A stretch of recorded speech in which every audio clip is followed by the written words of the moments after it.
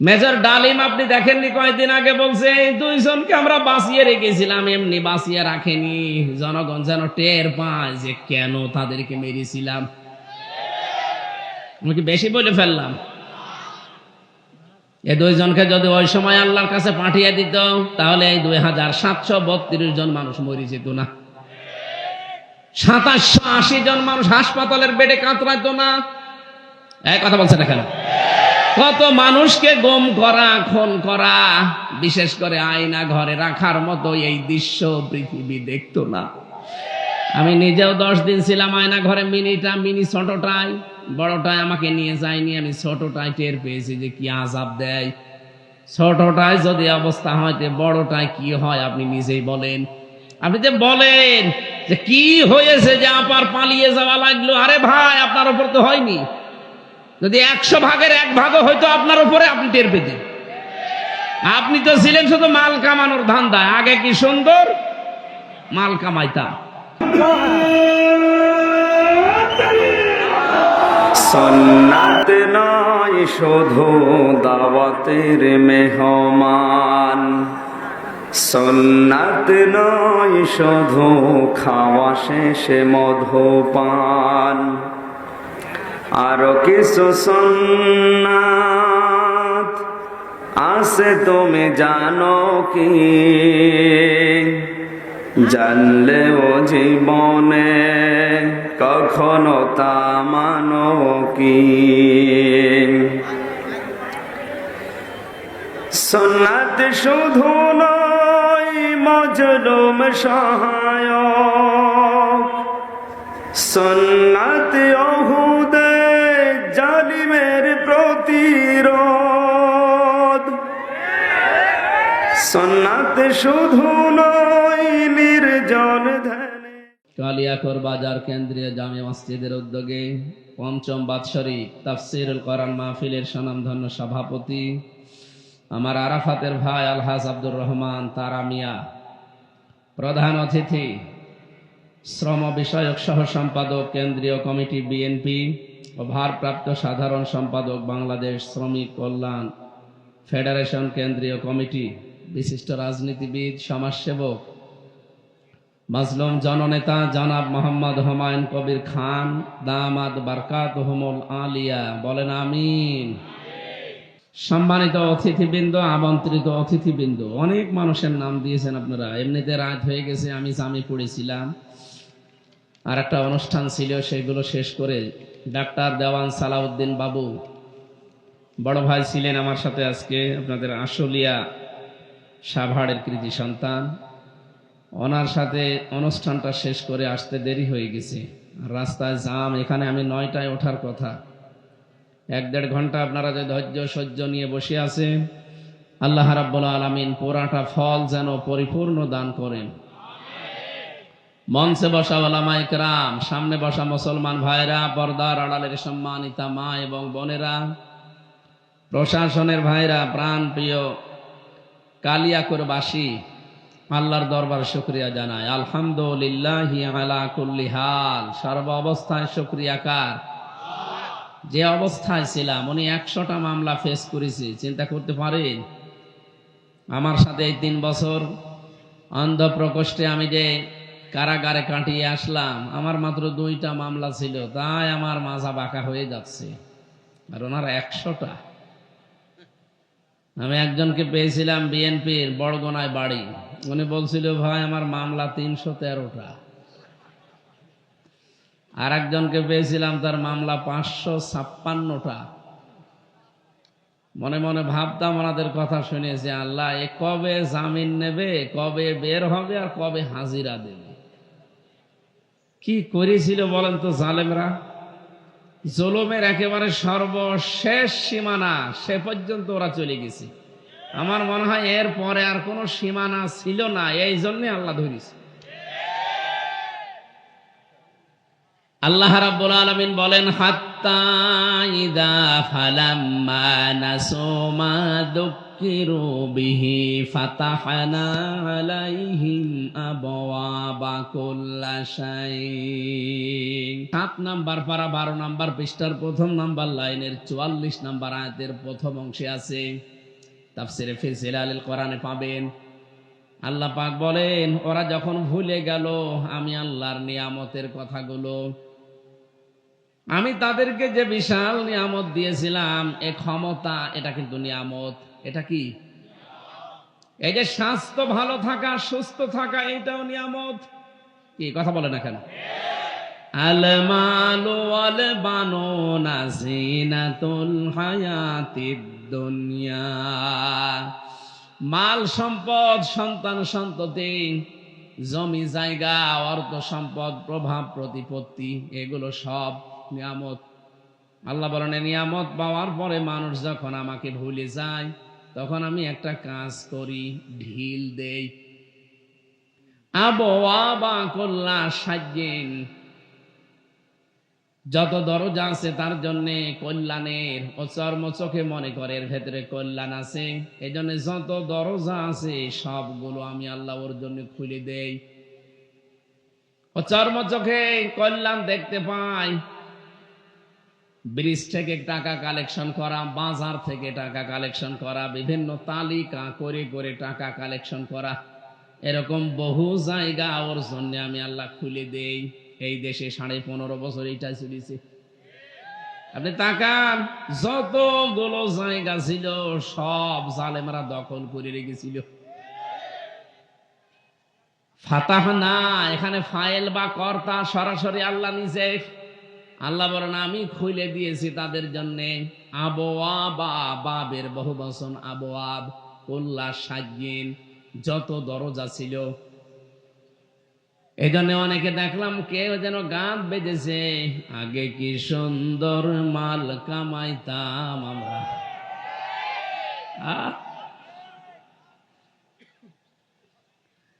এভাবে যখন মাল কামাতে ব্যস্ত ছিল ওরা, হাত্তা ইদা ফারিহু বিমা উতু আখাযনাহুম বাগতাতান। আল্লাহ বলেন, হঠাৎ করে আমি যখন দেখলাম যে তারা তাদের দানকৃত বস্তু পেয়ে আনন্দে আছে। এই শব্দগুলো বোঝেন। উতু আখাযনাহুম বাগতাতান, তাদেরকে আমি যা দান করেছিলাম, এই দানকৃত বস্তু পেয়ে তারা যখন আনন্দে আত্মহারা হয়ে মেতে আছে, তাদের প্রতি যে দায়িত্ব ছিল ওইটা যখন ভুলে গেছে। আমি আল্লাহ কি করলাম নিজে জানো, ভালো করে মনে করেন, আল্লাহ নিজে করছেন। এখন যদি মনে করেন হুজুর এই আয়াত কখন নাযিল হয়েছে, 1500 বছর আগে, অথচ মিলে যাচ্ছে এখন। আয়াতটা নাযিল হওয়ার 1500 বছর আগে, অথচ 15.5 বছরে অনেকের জীবনের সাথে দেখছি মিলে যাচ্ছে। আখাযনাহুম বাগতাতান, আমি আল্লাহ নিজে তাদেরকে আকস্মিক ভাবে ধরলাম। এটা বাংলার জনগণ শুধু ধরেনি, আল্লাহ নিজেও ধরেছেন। এই কারণে দেখেন 5 মিনিট সময় চেয়েছিল, তাও দেয়নি। কেন? ওই যে আয়াতে আছে বাগতাতান, আকস্মিক ভাবে আল্লাহ ধরেছে। 5 মিনিট বলেছিল জনগণের উদ্দেশ্যে একটা বক্তব্য লিখবো, আল্লাহ বলেন না, তাও হবে না। এতটুকু না, বাড়ির খাবার রান্না করা ছিল দুপুরের, তাও আল্লাহ জালেমকে খেতে দেয়নি। এতটুকু শেষ করেছেন আল্লাহ। ফাইদা হুম মুবলিসুন, আল্লাহ বলেন যখনই ধরেছি তখন সে হতাশ হয়ে গেছে। শুধু সে না, মুবলিসুন বহু বচন, তার অনুসারী যত আছে। আপনি তাকান, সারা দেশের দিকে অবস্থা কিন্তু একই। আয়াতের তাফসীর আপনি আরেকটা আয়াতে পাবেন, যেহেতু এখানে অনেক আলেম বসে আছে। আমি আজকে তাফসীর করব কোরআন বিল কোরআন, এক আয়াতের তাফসীর আর এক আয়াত দিয়ে। এটা সূরা নমলে পাবেন, 20 নাম্বার পারা, 19 নাম্বার পারা, 20 নাম্বার পৃষ্ঠা, 7 নাম্বার লাইনের 52 নাম্বার আয়াতের প্রথম অংশে আছে। আল্লাহ পাক বলেন, ফাতিলকা বুয়ুতুহুম খাবিয়াতাম বিমা যালামু। যারা এখানে আলেম আছে গিরামার বসে, আল্লাহ যেন এভাবে আঙ্গুল দিয়ে দেখাচ্ছেন এই সেই ঘরগুলো। কে বলছেন? আল্লাহ বলছেন এই সেই ঘরগুলো খাবিয়াতান, আমি জনশূন্য করে দিয়েছি, আমি পরিত্যক্ত বানিয়ে দিয়েছি, বিমা জলামো, এদের জুলুমের কারণে। আপনি আগস্টের 5 তারিখের পর থেকে সারা দেশে তাকান, জালেমদের বাড়ি ঘর যা ছিল সব মাটির সাথে মিশে গেছে। আপনাদের গাজীপুরে আমি জানি না, আমার কুষ্টিয়া হানিফের বাড়ি দেখতে যান, পায়খানার প্যান পর্যন্ত খুলে দিয়ে চলে গেছে।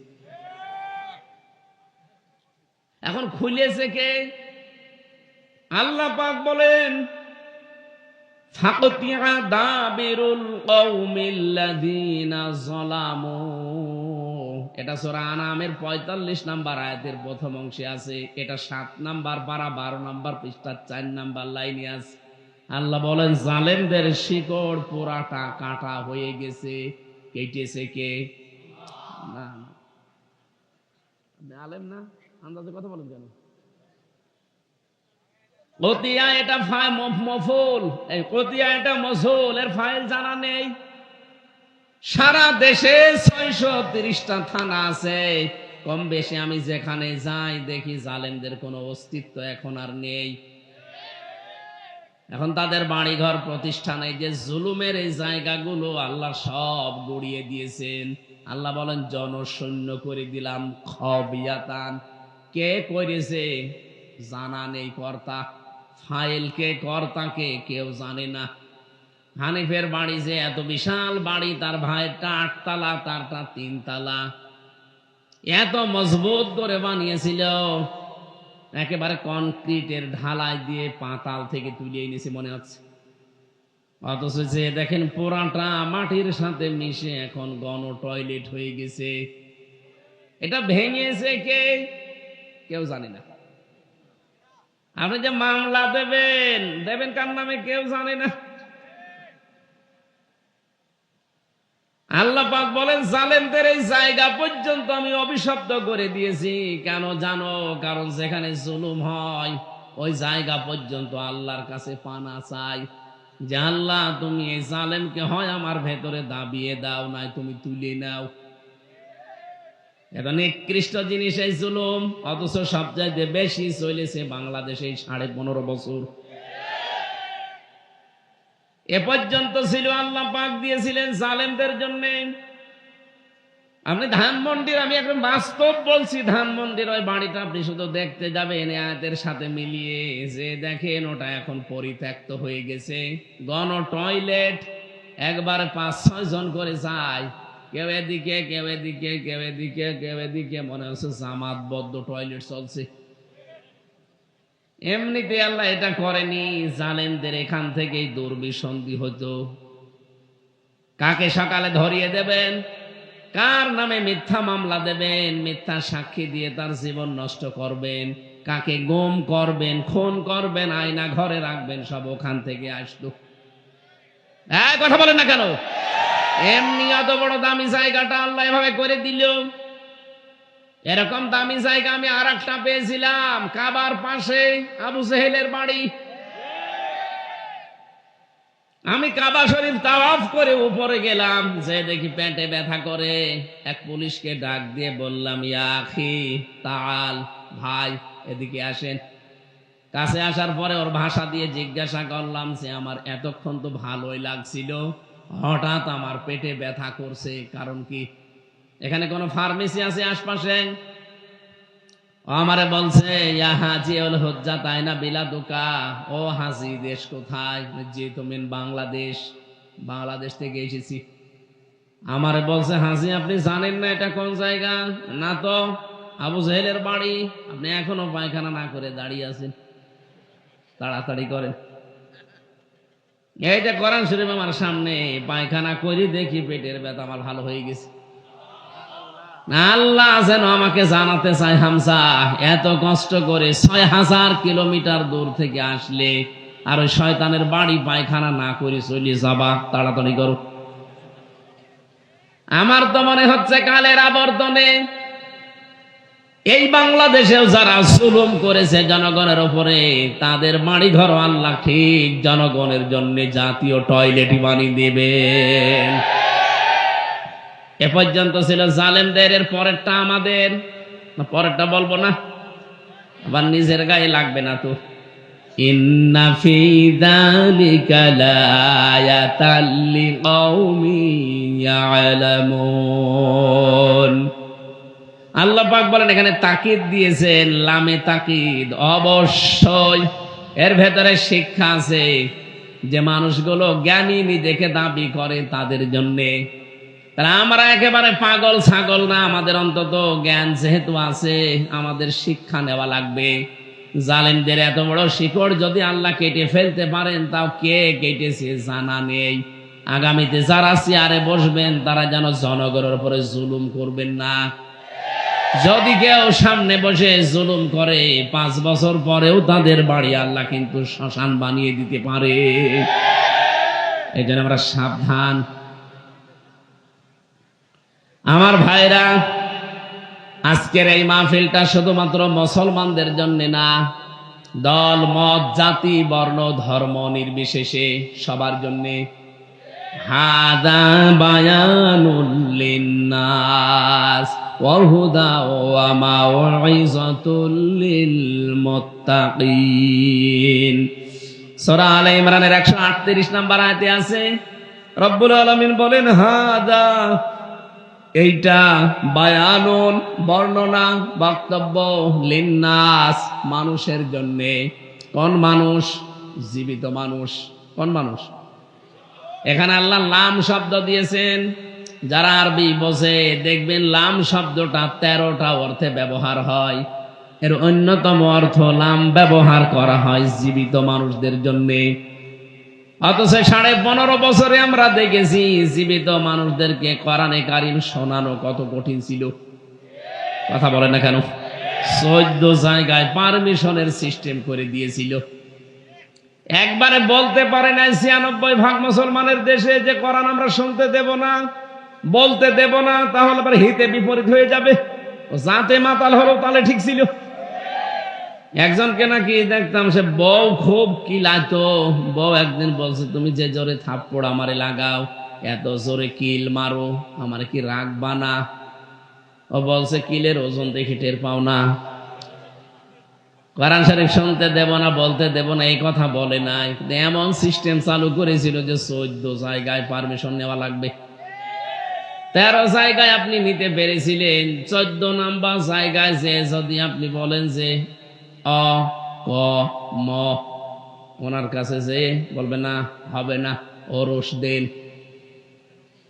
আমি নিজে দেখেছি এই কালিয়া করে যিনি দায়িত্বে ছিলেন, অ ক ম, বাকিটা আমি জানি না। একজন আমাকে বলছে যে অ ক ম মানে অকর্মা, নাউজুবিল্লাহ আস্তাগফিরুল্লাহ, ফক্কু। আসলে একটা অকর্মা। আপনি বলেন, আপনাদের এখানে দাঁড়িয়ে আমি এমনি বলছি না, আসলে একটা অকর্মা। মুক্তিযোদ্ধার তালিকা করেছে, জামাত ইসলামের মাত্র নাম দিয়েছে 37 জন, আর আওয়ামী লীগের নাম দিয়েছে 1060 জন। ওটা অকর্মা না? আপনি যদি অকর্মা না হবে তো কিসের তালিকা বানালেন? তারপরেও 11 জন তারা মরে গেছে, 2 জন এখনো জেলে আছে, 13 জন, আর বাকিগুলো কনে কনে পালিয়ে আছে। আর আপনি এমন তালিকা করলেন, নিজের দলের নাম দেয় মানুষ, এত পাগল। এই জন্য এরকম অকর্মাকে দায়িত্ব দেওয়া ঠিক হয়নি। এরকম ভালো মানুষ দেখে দায়িত্ব দেওয়ার দরকার ছিল, যে অন্তত বিএনপির 10,000 নাম তালিকা করে দিত। কথা বলে না কেন? আওয়ামী লীগের কত 2 জন, তাও সন্দেহজনক। কথা বলছে না? আমার ভাইরা, যে 14 জায়গায় পারমিশনের যে সিস্টেম আপনি করেছিলেন, আমার আল্লাহ কিন্তু একেবারে সরাসরি দেখিয়েছেন। 1500 বছর আগে কোরআন প্রসারে বাধা দিত আবু জেহেল, আর 1500 বছরে আমরা পরে দেখলাম 90 আবু জেহেলরা বাধা দিয়েছে। এই জন্য আমরা এটা শুধুমাত্র জীবিত মানুষদেরকে শোনাতে চাই। আজকের যারা আয়োজক, আপনি জিজ্ঞাসা করেন তো, ওনারা মরা মানুষকে শোনাবে বলে আয়োজন করেছে? বলেন। অথচ এই দেশের সিস্টেমই ছিল এইটা যে মানুষ মরে গেছে, কোরআন পড়েন, অসুবিধা নেই।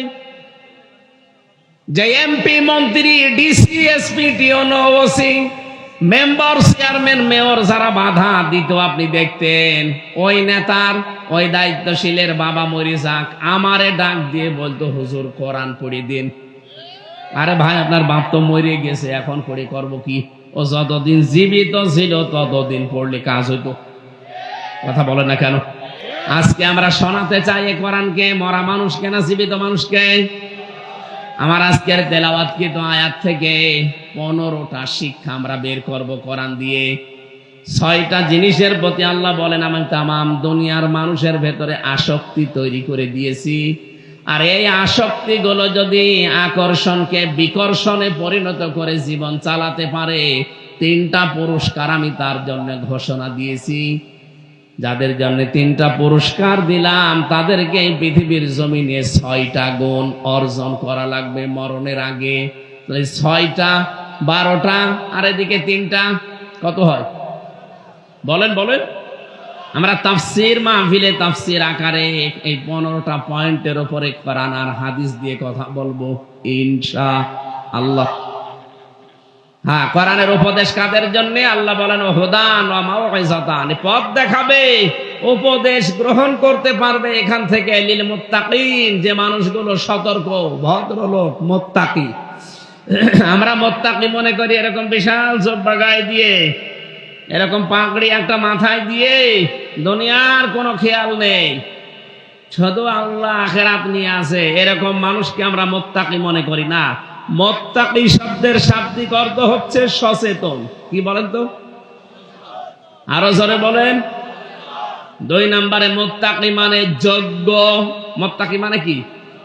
আপনাকে যোগ্যতা অর্জন করা লাগবে। আর 1628টা চেয়ার ছিল বাংলাদেশে, যোগ্যতা সম্পন্ন মানুষগুলো ওই জায়গায় যেতে পারে নাই। যদিও অনেক চেয়ারে যোগ্যতা সম্পন্ন মানুষ ছিল, কিন্তু মানুষগুলো সৎ ছিল না। এই কারণে দেশটার 12টা বেজেছে। আমি আজকে সারাদিন বিআরটি অফিসে ছিলাম। কাওয়া কাকু যে এখান থেকে কত টাকা মারিং কাটিং করেছে, ওখানে অফিসাররা বলছিল আজকে যে মানুষ না, ওরে যদি 100 বার জবাই করা হয় তারপরও আমার গায়ে ঝাল মেটবে না। যেখানে 51 লাখ টাকা উনি হিসাব দিলেন, একটা প্রকল্প, একটা কাজ আছে যে এই কাজটা 51 লাখ টাকা হলে হয়, সেখানে ও 267 কোটি টাকা ওই জায়গা থেকে মারিং কাটিং করেছে। 51 থেকে যদি 267 কোটি টাকা মারিং কাটিং হয়, ভালো ভালো তাহলে বড় বড় প্রজেক্ট যেখানে বলেন মেগা প্রকল্প নাম দিয়ে মেগা ডাকাতি হয়নি? ওরা পদ্মা সেতু বানিয়ে বিশাল নাম করে, 32,000 কোটি টাকা খরচ ওইটা, অথচ এক দরবেশ ও 36,000 কোটি টাকা চুরি করেছে। তারপরেও যারা বানিয়েছে এখন তারা প্রমাণ করছে যে এই ব্রিজ বানাতে 32,000 কোটি না, 32,000 কোটি হলে এরকম 4টা ব্রিজ বানানো যায়।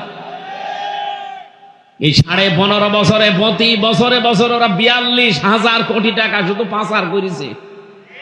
কেউ বেগম পাড়া, কেউ সাহেব পাড়া, কিন্তু আল্লাহ ধরেছে ওইভাবে থাকতে দেয় না কাউকে। আমি এই যে মালয়েশিয়া ছিলাম কয়েকদিন আগে, বেগম পাড়া না, এখানে সাহেব পাড়া বানিয়েছে শয়তানরা, কিন্তু থাকতে পারে না। আমি যে হোটেলে উঠি দেখি হোটেলের নিচে 2 জন চা খাচ্ছে। কি গো, এখানে হুজুর আগেই পালিয়েছে। কেন সাহেব পাড়ায় থাকবেন না? না, ওখানে থেকে মায়ের খাবো। বাংলার জনগণ এখানেও আছে, ও ঘর তালা লাগানো, ওখানে যদি আমাদের দেখতে পাই পিটিয়ে ভর্তা বানিয়ে ফেলবে। কি করলেন? অবৈধ টাকাগুলো পাচার করে।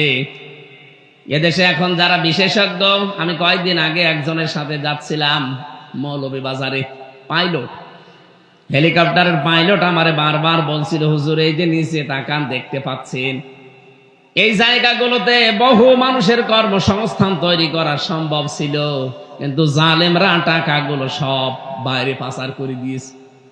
ওরা যদি টাকা বাইরে পাচার না করে শুধু এই দেশে কর্মসংস্থান তৈরি করত, 36 লাখ যুবক এখন বেকার, এরা বাইরে যে পায়খানা সাফ করে, রাস্তা পরিষ্কার করে, করা লাগতো না, এদেশে সম্মানজনক কর্মজীবন নিয়ে বেঁচে থাকতে পারত। কোনদিন এদেরকে ক্ষমতা থেকে লামা রাখবো না। 36 লাখ যুবক তাদের কর্মসংস্থান পেয়েছে, তো তাও হালাল ভাবে। ও শয়তানরা টাকা পাচার করে খেতেও পারে না, এখন আর দেশেও আসতে পারে না। কি করলেন আপনি? এজন্য কোরআনের আজকের এই 15টা পয়েন্ট আমি মনে করব যারা সচেতন এখানে আছেন, যারা যোগ্য এবং যারা সৎ হতে চান তাদের জন্য। আল্লাহ যেন আমি সহ প্রত্যেককে সহজভাবে বুঝে এখান থেকে শিক্ষা নেওয়ার তৌফিক দেন। আরো জোরে বলেন। সব কিছু বাদ দিয়ে আমরা সরাসরি কোরআনে প্রবেশ করছি। বলেন আউযু বিল্লাহি মিনাশ শাইতানির রাজিম। বিসমিল্লাহির রহমানির রহিম। যুয়্যিনা লিন-নাসি হুব্বুশ শাহাওয়াতি মিনান নিসা। প্রথম শব্দ এটা। সূরার নাম সূরা আলে ইমরান। কি বললাম? 200টা আয়াত আছে, 20টা রুকু আছে। আমরা মাত্র একটা আয়াত পড়েছি, এখান থেকে আরম্ভ করছি তাফসীর আকারে। 14 নম্বর আয়াত, 14, 15, 16, 17 এই 4টা আয়াতের উপরে কথা বলবো। থাকবেন আপনারা ইনশাআল্লাহ? অন্তত 40-45 মিনিট সময় আমাকে দেন, আমি সামারাইজ করে ফেলবো ইনশাআল্লাহ। সহজ সরল ভাবে আপনাদেরকে বোঝানোর তৌফিক আল্লাহ আমাকে এখনই দান করে। গাজীপুরবাসী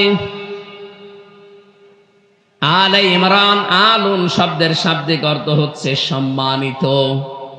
ইমরান মানে ইমরানের, তাহলে আলুন মানে সম্মানিত বংশ, ইমরান মানে ইমরান।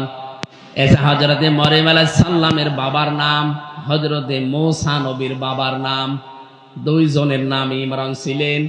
পৃথিবীতে এই দুইটা সম্মানিত বংশের নামে আল্লাহ সূরা দিয়েছেন। তাই বলে সূরা আলে ইমরানের ভেতরে শুধু এই দুই বংশের আলোচনাই নেই, আরো অনেক আলোচনা আল্লাহ আমাদেরকে শুনিয়েছেন। সম্মানিত বংশ হওয়ার জন্য যে সমস্ত গুণাগুণ দরকার, তার ভেতরে সূরা আলে ইমরানে হযরতে ঈসা রূহুল্লাহ, তার নানা ইমরান, হযরতে মূসা কালিমুল্লাহ, তার বাবা ইমরান, এই দুইজনের নাম সম্মানিত বংশ বলে আল্লাহ আলে ইমরান বা আলু ইমরান দিলেন কেন?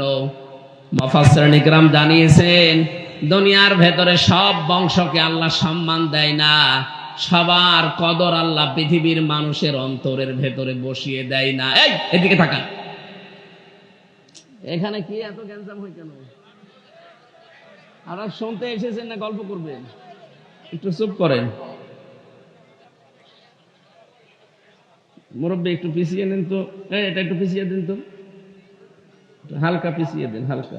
হ্যাঁ হ্যাঁ, বস বস, ঠিক আছে।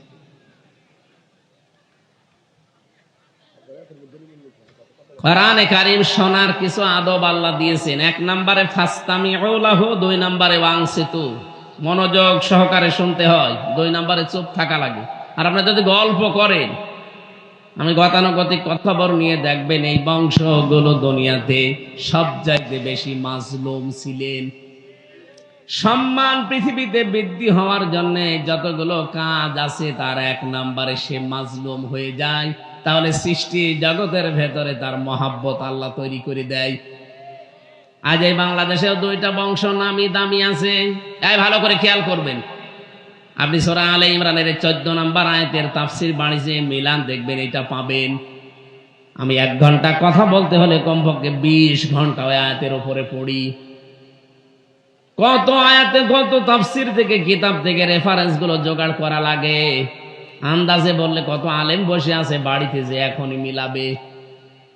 আমি প্রথম পয়েন্টে বলেছিলাম, এই পৃথিবীতে যদি কারো মর্যাদা সম্মান সৃষ্টি জগতের ভেতরে আল্লাহ ঢুকিয়ে দিতে চান, তাহলে 1 নম্বরে তার জীবনে আপনি দেখবেন সে মাজলুম ছিল কোনো না কোনো সময়। কি ছিল? আরো জোরে বলেন। আমি 2টা বংশের নাম বাংলাদেশে বলছি, বঙ্গবন্ধুর একটা, জিয়াউর রহমানের একটা, 2টা নাম বললাম। বলেন তো, বাংলাদেশে বঙ্গবন্ধুকেও মেরে ফেলা হয়েছে, জিয়াউর রহমানকেও মেরে ফেলা হয়েছে। কি অথচ বঙ্গবন্ধুর নাম আজ পর্যন্ত কোন মানুষ উচ্চারণ করার সময় আমি অন্তত শুনিনি যে বলে শহীদ শেখ মুজিবুর রহমান, আমি শুনিনি। কিন্তু জিয়াউর রহমানের নাম কেউ উচ্চারণ করলে আগেই বলে শহীদ জিয়া। আরাফাতের পাশে নামিমা মসজিদ আছে, নামিরা। এই মসজিদে আমি 16 সালে যখন হজে গিয়েছিলাম দেখি কাবার ইমাম খুতবা দিচ্ছে শহীদ জিয়াউর রহমান মিন বাংলাদেশ। এই শব্দটা আমার আজও মনে আছে। উনি এই জন্য দোয়াটা করেছিলেন কারণ ওই সময় প্রচন্ড গরম ছিল, আর যে ময়দানে হাজিরা লক্ষ লক্ষ হাজিরা আশ্রয় নেয় যে গাছের নিচে, ওই গাছের নাম জিয়া গাছ, বাংলাদেশে আমরা নিম গাছ বলি। এই নিম গাছটা উনি লাগিয়ে দিয়েছিলেন। লক্ষ লক্ষ হাজি ওখানে যে আশ্রয় পায়, একটু ছায়া পেলে কি আরাম যে লাগে আমি নিজে তো টের পেয়েছি। কাবার ইমাম আমার মনে হয় ওই দিকে ইঙ্গিত করে শহীদ জিয়াউর রহমান এই লোকটার নামে কাবার ওই মসজিদের নামে রাইতে দোয়া করছিলেন নাম ধরে। শহীদের শব্দটাকে আপনি যাই তাই মনে করেন, কাবার ইমামের মুখ দিয়ে শব্দটা এমনি উচ্চারণ আল্লাহ করে দেয়নি, কারণ শহীদ এই শব্দটা এত দামি। যদি কেউ শহীদ হয় তাকে আপনি মরে গেছে বলতে পারবেন না। কেউ যদি শহীদ হয় তাকে যদি বলেন যে মরে গেছে, কোরআনে কারিম একেবারে স্পষ্ট নিষেধ। সূরা বাকারা প্রথম নাম্বার না, সূরা বাকারার 2 নাম্বার পারার 2 নাম্বার পৃষ্ঠার 12 নাম্বার লাইনের 154 নাম্বার আয়াতে আছে, ওয়ালা তাকুলু লিমা ইয়াকতালু ফি সাবিলিল্লাহি আমওয়াত বাল আহইয়াউ ওয়ালাকিন লা তাশউরুন। রব্বুল আলামিন বলেন যারা আমি আল্লাহর জন্য শহীদ হয়, যাদেরকে শহীদ করা হয়েছে, 2টা শব্দ বললাম, যারা আল্লাহর জন্য শহীদ হয় আর যাদেরকে শহীদ করা হয়েছে, এই মানুষকে তোমরা জীবনেও কোনোদিন মরে গেছে কথা বলবা না, মৃত বলবা না, কারণ তারা জীবিত কিন্তু তোমরা টের পাও না। কে বলছে? মুখ দিয়ে মানুষ কথা বলে, এই জন্য আল্লাহ মুখের উপরে নোটিশ দিয়েছেন। মুখের পরে আর একটা জায়গা আছে, কোনটা? অন্তর। অন্তরে যেন কেউ ধারণাও না করে যে মরে গেছে লোকটা, না। ওয়ালা তাহসাবান্নাল্লাযীনা কুতিলু ফি সাবিলিল্লাহি আমওয়াতা বাল আহইয়াউন ইনদা রাব্বিহিম ইরসাকুন। এটা সূরা আলে ইমরানে আছে, 4 নাম্বার পারা 11 নাম্বার পৃষ্ঠা 9 নাম্বার লাইনের 169 নাম্বার আয়াতে আছে। তাফসিরে ফি জিলালিল কোরআনে পাবেন। আল্লাহ বলেন ধারণাও করবি না, মুখে তো বলবি না, ধারণাও করবি না অন্তর দিয়ে যে যারা আমি আল্লাহর জন্য মারা গেছে, শহীদ হয়েছে, যে বলবি না যে মরে গেছে। না, যারা শহীদ হয় এরা মরে না, এরা জীবিত, এরা আমি আল্লাহর কাছে খাই। সুবহানাল্লাহ বলতে পারেন না? বলেন তো ঘুমিয়ে থাকলে খাওয়া লাগে? বলেন না কেন? জেগে থাকলে? আরো জোরে বলেন। খেলে মানুষের রক্ত, গোশত, চর্বি এগুলো তৈরি হয়। এই জন্য শহীদ যারা, এরা যেহেতু মরে না, জিন্দা, জীবিত, ওরা কিয়ামত পর্যন্ত আল্লাহ নিজে ওদেরকে কুদরতের খাবার খাওয়াবেন। 2টা পরিবারের নাম বললাম, 2টা পরিবারই বাংলাদেশের। একটাকে মানুষ আজ ফ্যাসিস্ট বলে জানে, আর একটাকে আজ মানুষ বাংলাদেশে মাজলুম পরিবার বলে জানে। এমন মাজলুম ছিল, আপনি তাকান, মারা গেছে লোকটা কতদিন আগে, শহীদ হয়ে গেছে, তাকে শহীদ করা হয়েছে। তার বিধবা স্ত্রীকে এক কাপড়ে পর্যন্ত অনেকে হিংসার বশবর্তী হয়ে বাড়ি থেকে বের করে দিয়েছে। তার একটা ছেলেকে যন্ত্রণা দিয়ে মেরেই ফেলেছে, আর একটাকে তো প্রবাসেই পাঠিয়েছে, নির্বাসনে আছে। এই জন্য মাজলুম যারা এই পৃথিবীতে, তাদের প্রতি সৃষ্টি জগৎ একটা আলাদা ভালোবাসা আল্লাহ তৈরি করে দেয়। এই 2 পরিবার আপনি স্বামী, বাকি পরিবারের কথাগুলো বাদই দিলাম, এই 2 পরিবার আপনি সামনে রাখেন, আর বাংলার 18 কোটি জনগণকে সামনে রাখেন। আমার মনে হয় 100 জনের 96 জন অন্তত এই মাজলুম পরিবারটার প্রতি তাদের আসক্তি পেশ করবে, ভালোবাসা মহাব্বত, মায়া, এইটা আগ্রহ পেশ করবে। আর 100 জনের হয়তো 4 জন হয়তো ওই পরিবারকে বলবে না, এইভাবে মারা ঠিক হয়নি, অন্যভাবে মারার দরকার ছিল।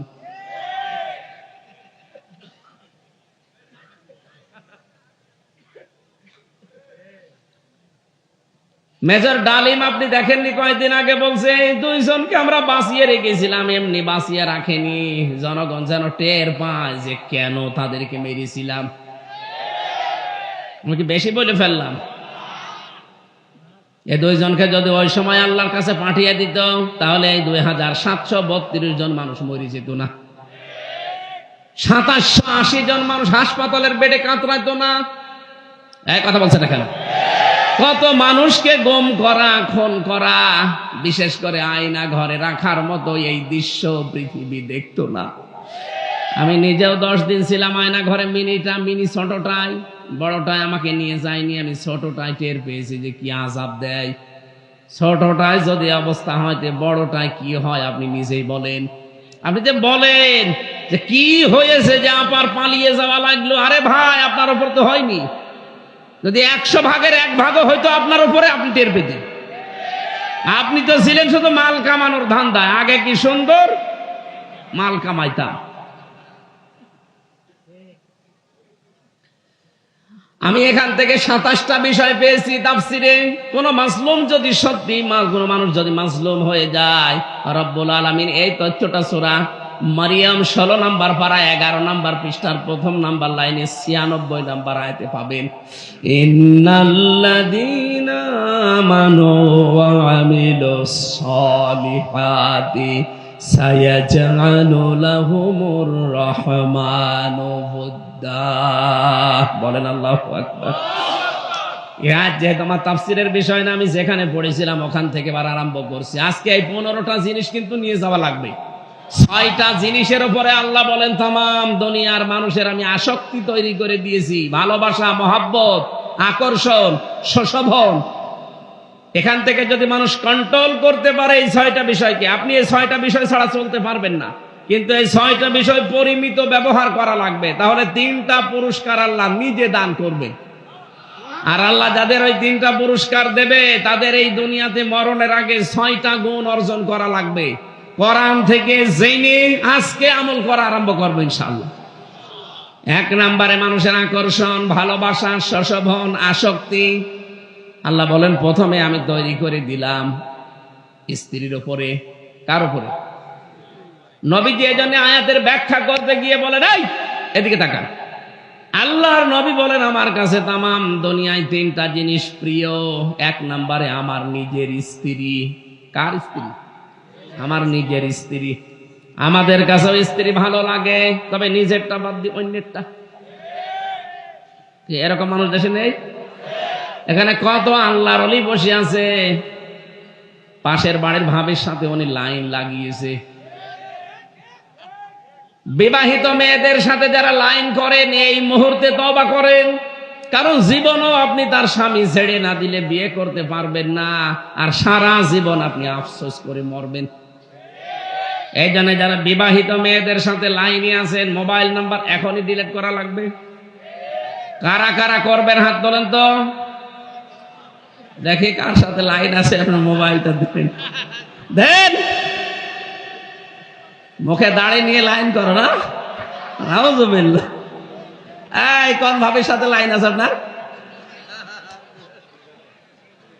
না, এখানে অনেকে এরকম আছে, আপনি হাত না তুললেও আমি জানি।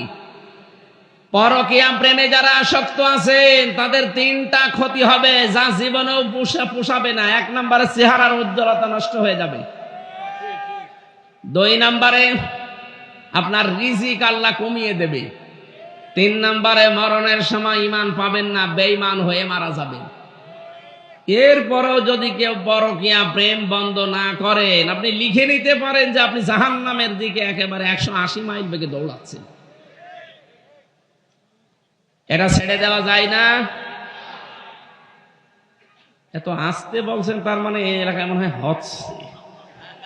যারা আছেন শয়তান কিন্তু খুব বেশি বেশি আপনাকে টার্গেটে নিয়েছে, কারণ ও জাহান্নামে নেওয়ার জন্য আর কোনো রাস্তা লাগবে না। যারা বিবাহিত মেয়েদের সাথে এই লাইন করে একবার কোনো অন্যায় কাজে জড়িয়ে পড়ে তাদেরকে মেরে ফেলা ছাড়া তার শাস্তি নেই। শয়তান তো সাকসেস হবে ওই জায়গায়। এজন্য আমরা এক্ষুনি থেমে যাব। যারা এরকম লাইনে আছেন আল্লাহকে ভয় করে এই মুহূর্তে নাম্বারগুলো ডিলিট করে দিন। যত নাম্বারে কল দিই কই মহিলা না আমি আর ধরবো না। রাজি আছেন আপনারা? যারা যারা রাজি আছেন তারা হাত তোলেন। তোলেন না কেন, অসুবিধা নেই, তোলেন।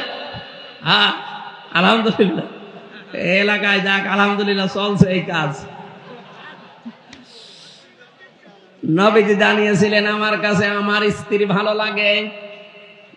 হ্যাঁ, আমার স্ত্রী ভালো লাগার পেছনে কারণও ছিল। হযরতে উম্মে সালমা রাদিয়াল্লাহু তাআলা আনহা বলেন, আমার স্বামী যখন বাইরে থেকে আসবে একটু সংবাদ পেয়েছি, তাড়াতাড়ি করে নিজের শরীরকে পরিষ্কার করলাম, পবিত্র করলাম। নিজের বিছানার চাদর তুলে ফেলে ময়লাটা পরিষ্কার চাদর বিছালাম। আশপাশের মেয়ে লোকরা এসে বলছে, কি সালমা, কে আসবে এত আজকে, এত সাজগোজ, এত সুন্দর কাপড় চোপড়? হযরতে সালমা বলেন, পৃথিবীর শ্রেষ্ঠ মেহমান আমার স্বামী আসবে। নবীজি এই কারণেই বলেছেন আমার স্ত্রী আমার কাছে ভালো লাগে। অথচ আজ বাংলাদেশে বহু স্ত্রী আছে, ওরা যদি সাজগোজ করে ও ঘর বাড়ি সাজায় আপনার জন্য না।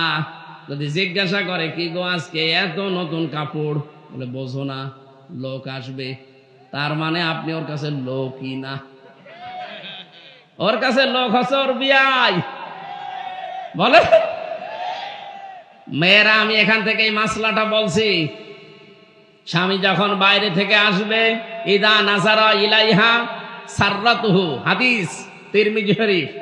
নবীজি বলেন মেয়েদের নেককার হওয়ার প্রথম গুণ এইটা, স্বামী বাইরে থেকে আসলে শত কাজ আছে সব বাদ দিয়ে স্বামীকে সালাম দিয়ে এমন একটা ব্যবহার আচার, এমন একটা ভয় ধরবেন, এমন একটা সাজগোজ দেখাবেন, এমন একটা ব্যবহার আচার তার সামনে কথাবার্তা বলবেন, সে যেন আপনার আচরণে খুশি হয়ে যায়।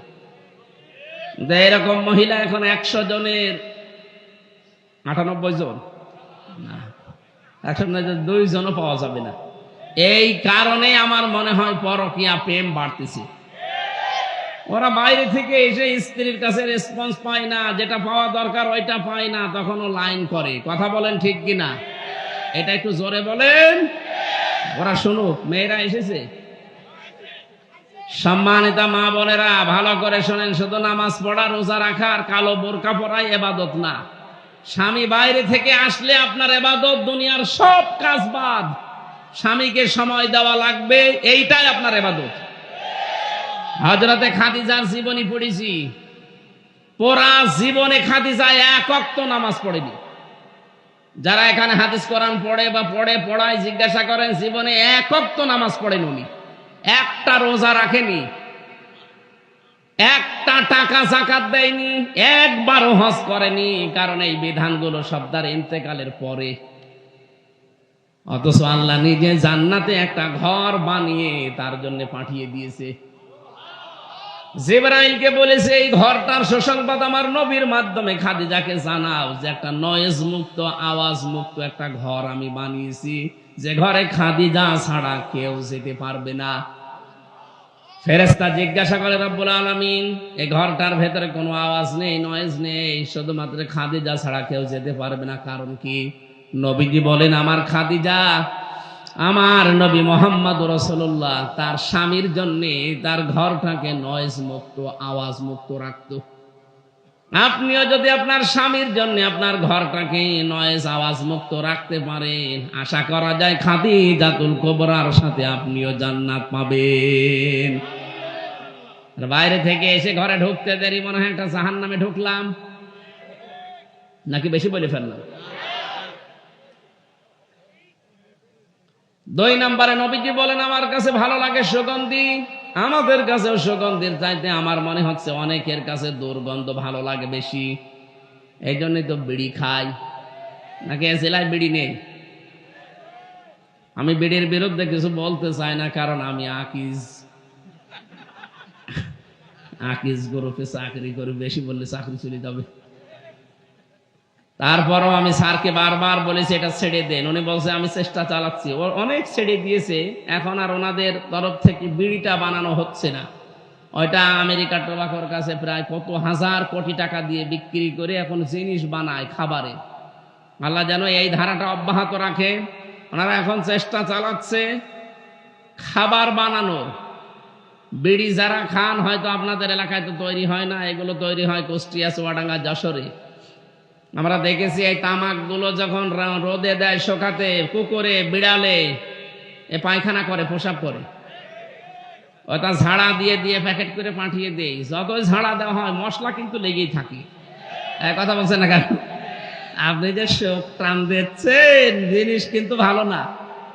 এখানে আমার মনে হয় এটা ছেড়ে দেওয়া ভালো। পৃথিবীর একটাই মাত্র খাবার আছে যার গায়ে লেখা থাকে যে আমাকে খেলে ক্যান্সার হয়, এরকম লেখা নেই। এরপরও যদি কেউ না ছাড়তে পারেন, এটা আপনার ব্যর্থতা। দুর্গন্ধ কোন জিনিস যেন আপনার কাছে না আসে। 3 নম্বরে নবীজি বলেন আমার সবচাইতে বেশি প্রিয় হচ্ছে নামাজ। কি? বাংলার মুসলমানেরা যেহেতু 96% মুসলমান এই দেশে, এই জন্য আমি নামাজের কথা খুব বেশি বলি না। কারণ যে লোকটা নামাজ পড়ে না, ও আর মুসলমান থাকে না। কোন মানুষ যদি নামাজ, ফরজ নামাজ ছেড়ে দেয়, আল্লাহ পাক বলেন আমি নিজে ওর দায়িত্ব ছেড়ে দে। কোন বাবার দায়িত্বে থাকবেন আপনি? কোন নেতার দায়িত্বে থাকবেন আপনি? আল্লাহ যদি আপনার দায়িত্ব ছেড়ে দেয়, আপনি জানেন আপনার পেছনে 19টা ফেরেশতা কাজ করছে। 24 ঘন্টা আপনি যে চলাফেরা করেন, ঘুমান, 19টা ফেরেশতা আপনার পেছনে লেগে আছে আপনাকে সাহায্য করার জন্যে। রব্বুল আলামিন বলেন একদিন যদি বলি যে ওর দায়িত্ব নেওয়ার দরকার নেই, এ দুনিয়ায় আপনি সঠিকভাবে থাকতেও পারবেন না।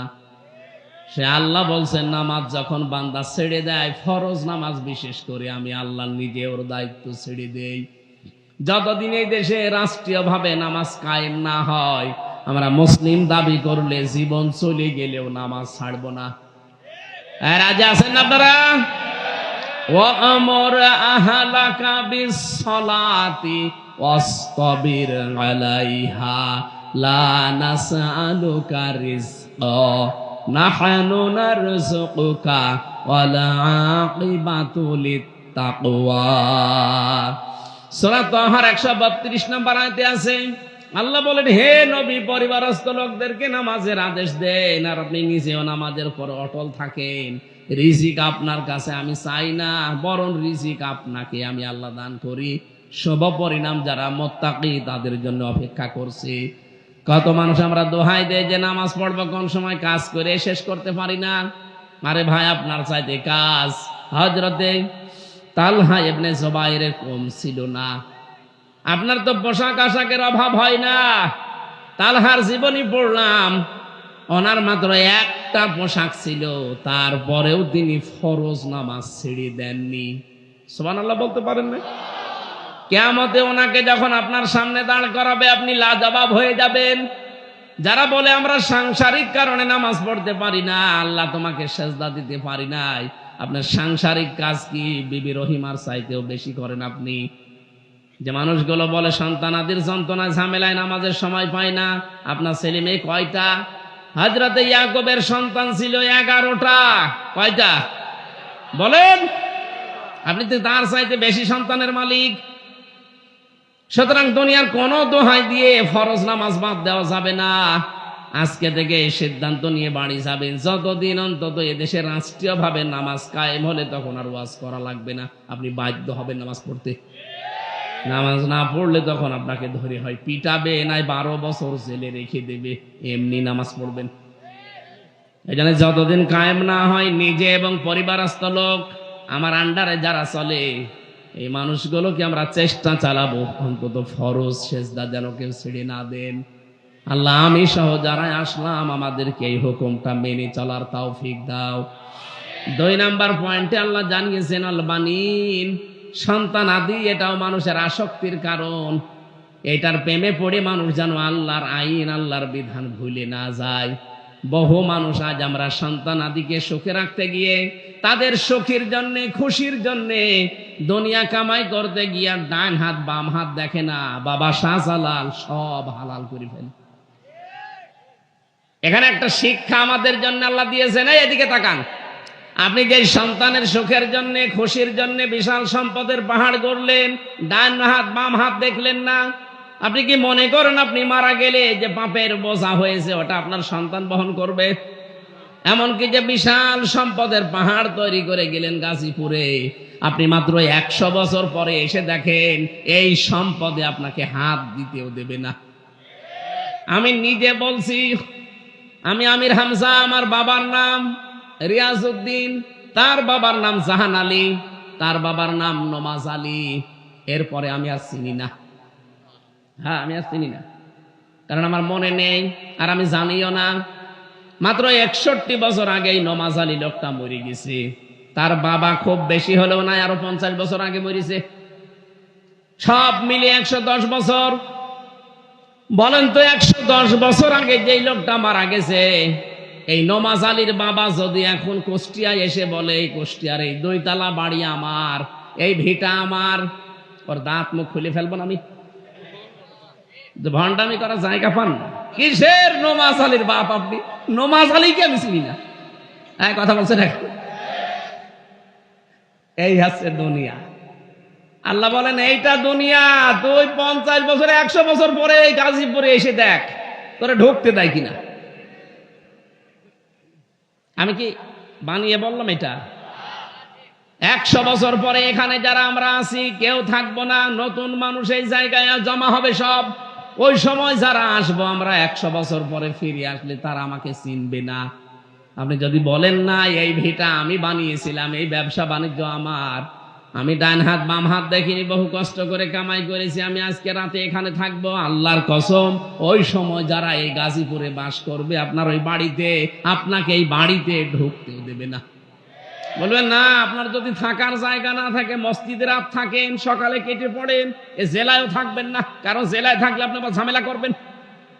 এই কথা বলছেন এখানে রব্বুল আলামিন এইটা বারবার কোরআনে আমাদেরকে স্মরণ করাচ্ছেন। এটা সূরা মুনাফিকে পাবেন, ইয়া আইয়ুহাল্লাযীনা আমানু হাল আদুল্লুকুম লা তুলহিকুম আমওয়ালুকুম ওয়ালা আওলাদুকুম আন যিকিরিল্লাহ। ওহে যারা ঈমানের দাবি করো তাদেরকে খুব ভালোবেসে বলছি, তোমাদের সন্তানাদি, তোমাদের সম্পদাদি এগুলো যেন আল্লাহর আইন থেকে, আল্লাহর জিকির থেকে তোমাদেরকে গাফেল করে না ফেলে। আমাইয়া ফাল যালিকা ফাউলাইকা হুমুল খাসিরুন। এরূপ যারাই করবে তারা ক্ষতিগ্রস্ত হবে। কে বলছে? এই আয়াতটা পড়ার পরে আমার নিজের জীবনের সাথে আমি মিলিয়ে দেখি, আমি সহ বহু মানুষ অলরেডি ধরা খেয়ে বসে আছি। এই জন্য এখন থেকে থেমে যান। আপনার স্ত্রী, আপনার সন্তান এগুলো সব আকর্ষণীয় করে আল্লাহ পরীক্ষা স্বরূপ পাঠিয়েছে আপনার সামনে। আল কানাতিরিল মুকান্তরাতি, পঞ্জীভূত সোনা, পঞ্জীভূত রূপা, এগুলো মানুষের আকর্ষণের বস্তু। আপনাকে এগুলো উপায় করতে, এক জায়গায় করতে নিষেধ না, কিন্তু এর হক আপনাকে আদায় করা লাগবে। রব্বুল আলামিন বলেন, আল খাইলিল মুসাব্বামা, যানবাহন হিসাবে ঘোড়ার নাম যদিও এখানে আছে, শুধু ঘোড়া না, যত সুন্দর সুন্দর বাহন আছে, বাহনের প্রতি আল্লাহ মানুষের আকর্ষণ তৈরি করে দিয়েছেন। আল আনআম, গবাদি পশু পাখি, আল হার্স, জমি জায়গা, ক্ষেত খামার। কিছু মানুষের নেশায় শুধু জমি কেনা, বৈধ হোক অবৈধ ওগুলো দেখা দেখি নেই, শুধু জমি জমি। কথা বলে না কেন? এই যে আকর্ষণ মানুষের তৈরি করে দিয়েছে। আরে ভাই, জমি কেনা নিষেধ না, কিনতে কিনতে এমন কিনা ঠিক না যে আপনার একাই 1060 বিঘা হয়ে যাবে। এই বাংলাদেশে আমি একজনের পেয়েছি, একাই জমি কিনেছে, এই 5.5 বছর এমপি ছিল, শেষের টার্মে, শেষের দিকে এসে 3 বছর না 2 বছর না 7-8 দিন না কতদিন সময় পেয়েছিল, আর ওইদিকে 5 বছর। ওই বড়গোনার ওই লাইনে, পটুয়াখালী বড়গোনা, 1060 বিঘা জমির মালিক একটা লোক। অথচ নির্বাচনের সময় যে জমা দিয়েছে ওই সময় তার মাত্র 7 বিঘা জমি ছিল। সব তো ফেরেশতারা 5 বছরে তারা দিয়ে গেছে। কি করবেন এই জমি নিয়ে আপনি? এত জমি কি হবে আপনার? দুনিয়া চলতে যতটুকু লাগে ওর বেশি বাড়বেন না, দুনিয়া চলতে যতটুকু লাগে ওর কমে গেলে আপনার আবার ঈমান টিকিয়ে রাখা কঠিন হবে। এই যে জামাটা, এর হাতা ঠিক আছে না? কথা বলে না কেন? এটা যদি আমি এই পর্যন্ত দেই, মানুষ বলবে এর তার কাটা। আর এটা যদি এইভাবে এই পর্যন্ত রাখি, মানুষ বলবে তাও তার কাটা। এই জন্য জামাটা ঠিক আছে, দুনিয়াও ঠিক, এইভাবে চলা লাগবে। যতটুকু না হলে না ততটুকু, বেশিও করা যাবে না, কম করলে আপনি ঈমান রাখতে পারবেন না। তখন আবার এই আকাশের চাঁদ দেখেই মনে হবে এটাই মনে হয় রুটি। রব্বুল আলামিন বলেন, এই যে 6টা জিনিসের নাম তোমাদের সামনে বললাম, এগুলো কিন্তু সব ভোগের বস্তু। দালিকা মাতাউল হায়াতিদ দুনিয়া, এগুলো কিসের বস্তু? এগুলো সব ভোগের বস্তু। আল্লাহু ইনদাহু হুসনুল মাআব, আমি আল্লাহর কাছে এর চাইতে উত্তম জিনিস আছে। কি জিনিস আছে আমি কি তোমাদেরকে শোনাবো এবার? কুল আউনাব্বিউকুম বিখাইরিম মিন যালিকুম লিল্লাযীনা তাকাউ ইনদা রাব্বিহিম সুবহানাল্লাহ আলহামদুলিল্লাহ। বাতাস দিন, যা আছে তাই দিয়ে দেন। সুবহানাল্লাহ আলহামদুলিল্লাহ লা ইলাহা, সুবহানাল্লাহ আলহামদুলিল্লাহ লা ইলাহা ইল্লাল্লাহ মুহাম্মাদুর রাসূলুল্লাহ। গাজীপুরবাসী, আল্লাহ আয়াতে জানাতে চেয়েছেন তোমরা যদি এই 6টা জিনিসকে পরিমিত ব্যবহার করতে পারো দুনিয়ায়, আমি তোমাদেরকে এর চাইতে উত্তম জিনিসের সংবাদ শোনালাম। সেটা 1 নম্বরে লিল্লাযীনা তাকাও, দুনিয়া যারা তাকওয়া অর্জন করে, পরহেজগারি অর্জন করে চলতে পারবে, তাদের জন্য আমি একটা বাগান বানালাম। তাজরি মিন তাহতিহাল আনহার, যার তলদেশ দিয়ে নদী আর নহর প্রবাহমান থাকবে। বলেন সুবহানাল্লাহ। আল্লাহ এইটার জন্য আমরা এখন চেষ্টা চালাতে চাই। 2 নম্বরে ওয়াজওয়াজুম মুতাহহারা, পবিত্র স্ত্রী আল্লাহ তোমাদের জন্য রেডি করছেন। রিদওয়ানুম মিনাল্লাহ, 3 নম্বরে আমার আল্লাহ নিজে তোমাদের উপরে রাজি হয়ে যাবেন। এই যে 3টা পুরস্কারের কথা বললাম, একটা বাগান, পবিত্র স্ত্রী আর আল্লাহর সন্তুষ্টি, এটাকে বিশ্বাস হয় না? নেই, বিশ্বাস হয় না? এই দুনিয়ার মতো সর্বনিম্ন যাকে আল্লাহ জান্নাত দান করবেন, এই দুনিয়ার মতো 10 দুনিয়ার সমান। সুতরাং তামাম দুনিয়ায় যে 6টা জিনিসের নাম আল্লাহ বললেন, সত্যি যদি আমরা ব্যবহার পরিমিত এবং সংশোধন হয়ে করতে পারি, এই 3টা পুরস্কার আল্লাহ পাক তাদের জন্য রেডি করে রেখেছেন। আল্লাযীনা ইয়াকুলুনা রাব্বানা ইন্নানা আমান্না ফাগফির লানা যুনুবানা ওয়া কিনা আযাবান নার। এখন এই 3টা পুরস্কার পাওয়ার জন্য মরণের আগে ধরে 6টা গুণ অর্জন করা লাগবে। 1 নম্বরে সব সময় বলবি রব্বুল আলামিন তুমি আমাকে ক্ষমা করে দাও। এটা আমাদের জীবনে আছে? নেই। নবীজি নিষ্পাপ ছিলেন, আগে পেছনের সব কিছু তার মাপ ছিল, তারপরও প্রতিদিন তিনি 100 বার করে ক্ষমা চাইতেন আল্লাহর কাছে। আপনি 24 ঘন্টায় কয়বার চেয়েছেন? এই জন্য আমি সহ যারা এখানে আছি, দুশ্চিন্তা, এই যে শব্দটা বললাম, কি চিন্তা? এটা কম বেশি আমাদের আছে না নেই? এটা থেকে মুক্ত হওয়ার জন্য একটা আমল 24 ঘন্টার যখনই সময় পাবেন মনে আসলেই পড়বেন আস্তাগফিরুল্লাহ, আস্তাগফিরুল্লাহ। আমার আল্লাহ বলেন এইটার জন্য আমি তো দুশ্চিন্তা দূর করব। হযরত নূহ আলাইহিস সালামকে জামানার লোকেরা জিজ্ঞাসা করেছিল, আল্লাহর নবী নূহ, আমরা দুনিয়ার সম্পদ চাই। কেউ বলেছে আমি সন্তান চাই, কেউ বলেছে আমি বাগান চাই, কেউ বলেছে আমি বৃষ্টি চাই। হযরত নূহ এই 4 প্রকার মানুষকেই বললেন তোমরা পড়ো আস্তাগফিরুল্লাহ।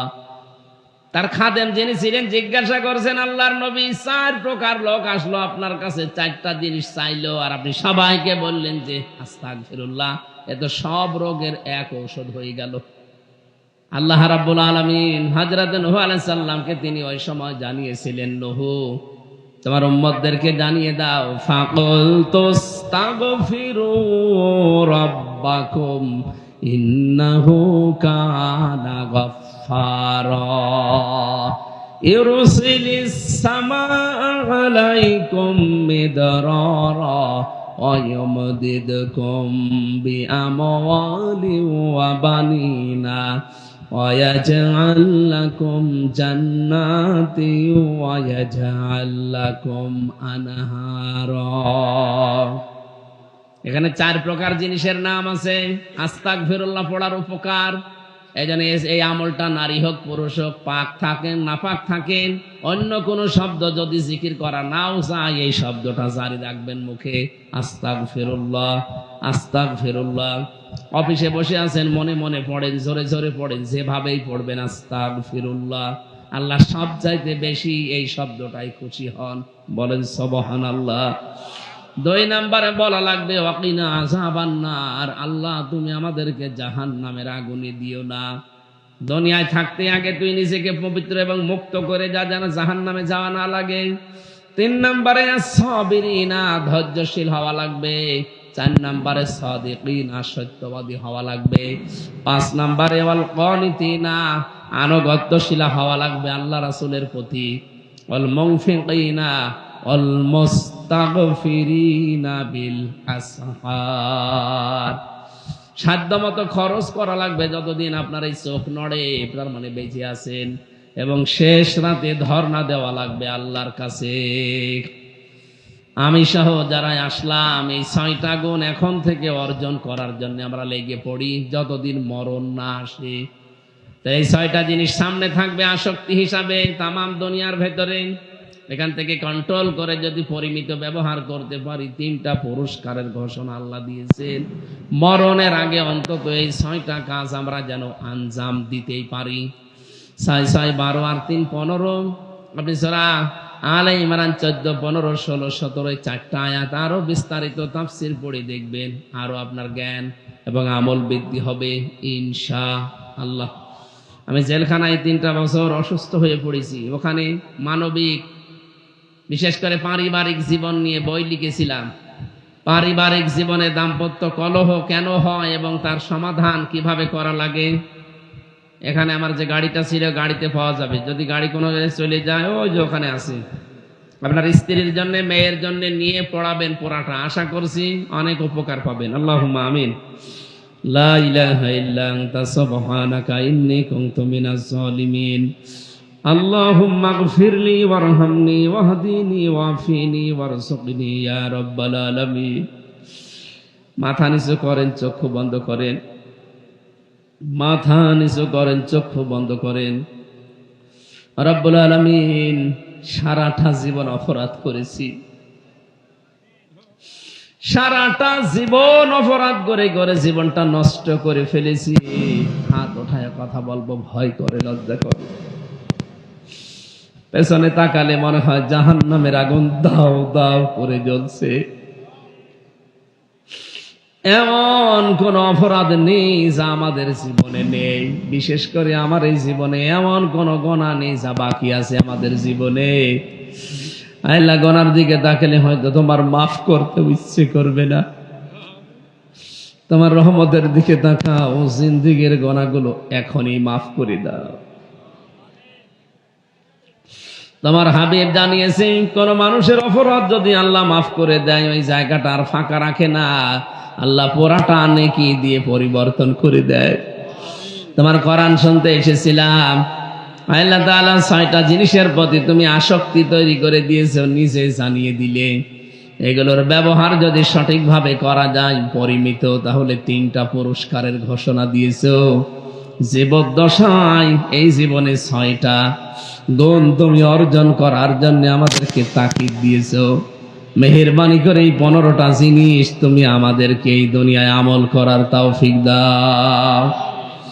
এ মাহফিলের আয়োজন করতে গিয়ে তোমার যে বান্দা বান্দিরা শ্রম দিয়েছে, তোমার বান্দাদের শ্রম কবুল করো।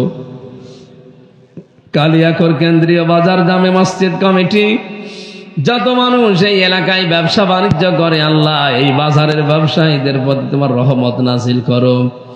আসমান জমিনের বালা মুসিবত থেকে আমাদেরকে তুমি বাঁচাও রব্বুল আলামিন।